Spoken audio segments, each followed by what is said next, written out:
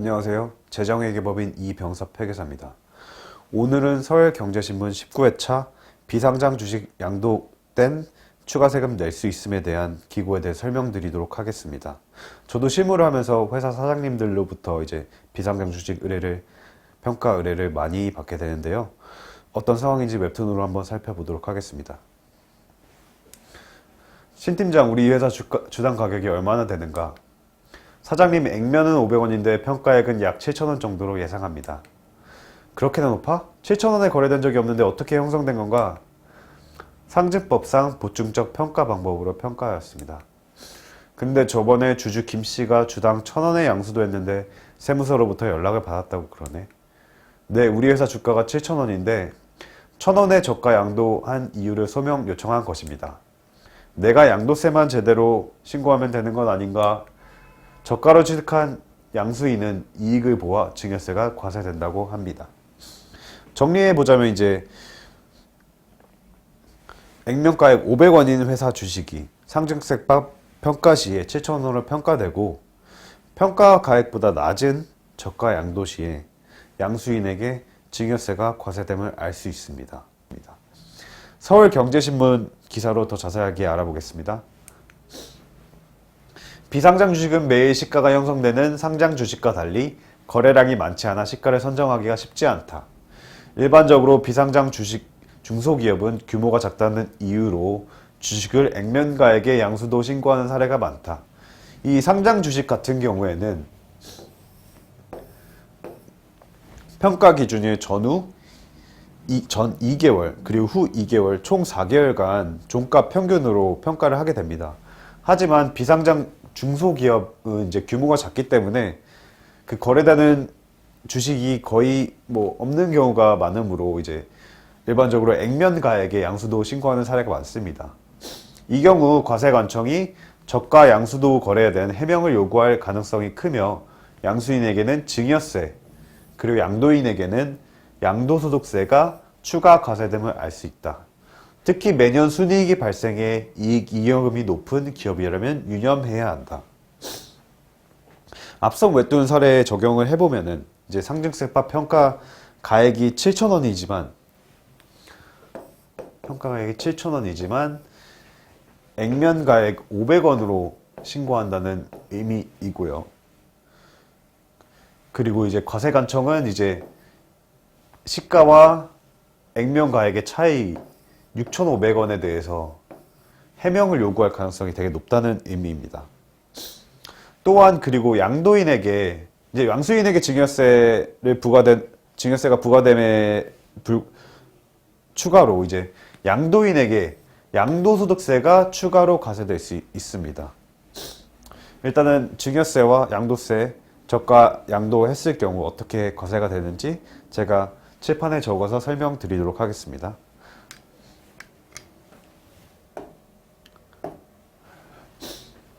먼저 증여세부터 설명을 드리자면 특수관계인이냐 특수관계인이 아니냐에 따라서 구분이 됩니다. 이제 특수관계인 같은 경우는 친족 등 아니면 회사 임원 그리고 대표 최대주주 등을 이제 특수관계인이라고 표현을 하고요. 그래서 특수관계인일 때랑 특수가 아닐 때를 구분해서 설명을 드리자면 이제 과세 요건이 있습니다. 어떤 경우에 이제 과세가 될까요? 이제 확인을 해보면은 이제 시가와 대가 차이가 시가의 30% 이상이거나 그 3억 원 이하인 경우를 이상일 때 과세 요건에 만족하고요. 즉 시가 7,000원 빼기 대가 지금 500원으로 가정해 봅시다. 500원으로 했을 때 이게 6,500원인데 이게 시가의 7,000원에 30% 이상을 초과할 경우나 3억 원을 초과했을 경우 이 경우에 과세 요건이 만족하고요. 그리고 이제 증여 재산을 잠시만요. 증여는 어떻게 되느냐? 증여 재산은 어떻게 되느냐? 이제 시가와 대가 차액에서 아까 말씀드린 뭐 시가와 시가 30% 그리고 3억 원에서 작은 값을 증여재산으로 봐서 이제 증여세를 과세하게 됩니다. 특수관계자가 아닐 경우에는 조금은 다른데요. 이제 특수관계가 아닐 경우에는 시가와 대가 차이가 시가의 30%, 이 30% 기준만 확인을 하게 됩니다. 그리고 증여재산 같은 경우에는 이 차액이 3억 원 이상일 때, 3억 원 이상일 때만 3억을 초과하는 부분에 대해서 증여세를 과세하게 됩니다.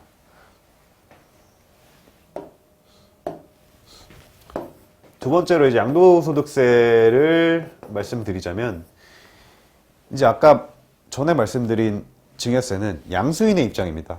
지금 양도소득세는 양도인의 입장인데, 저가 양도를 한 양도인도 이제 양도세를 냈음에 불구하고 추가 양도세가 부과될 수 있다는 입장입니다. 그래서 여기도 특수이냐 특수가 아니냐가 구분이 되는데, 특수관계인이 아닐 때는 이제 이슈가 없습니다. 다만 특수일 때 이제 아까 말한 시가와 대가의 차액이 시가의 5%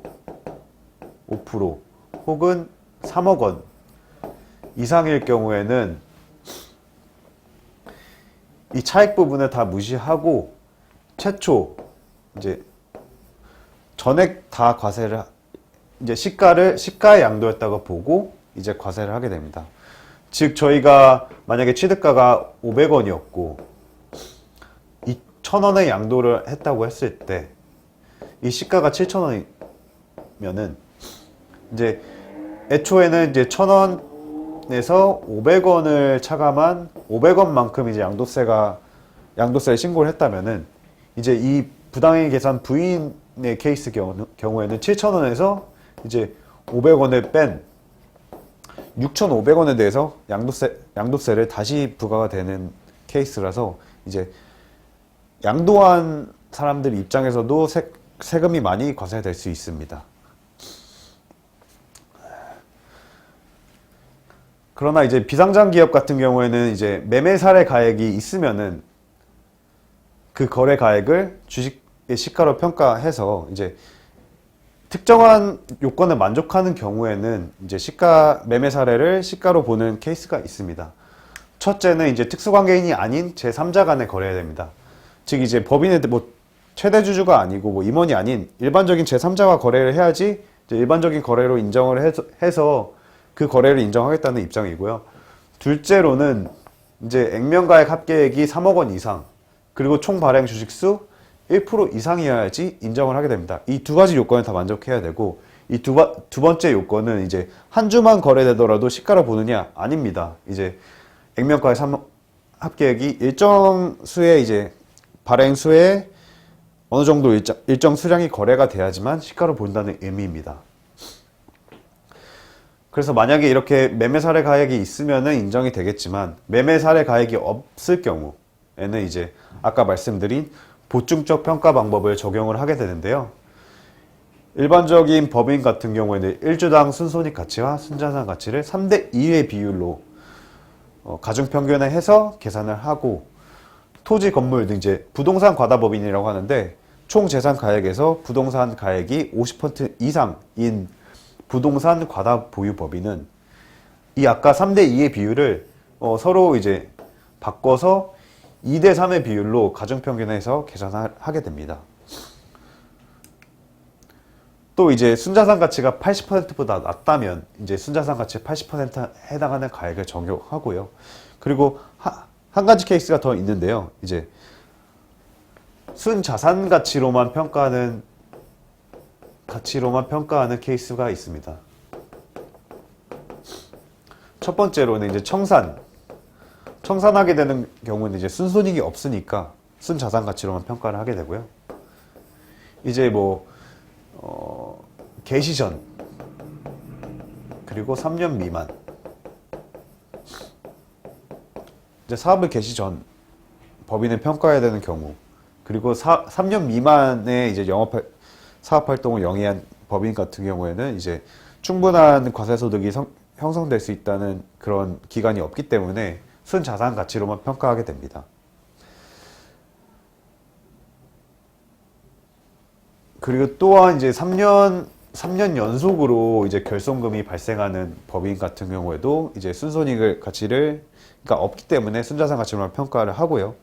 그리고 또 네 번째로 부동산이랑 부동산 같은 권리들이 80% 이상인 같은 경우 80% 이상인 법인들의 경우 순자산 가치로만 평가를 하게 됩니다.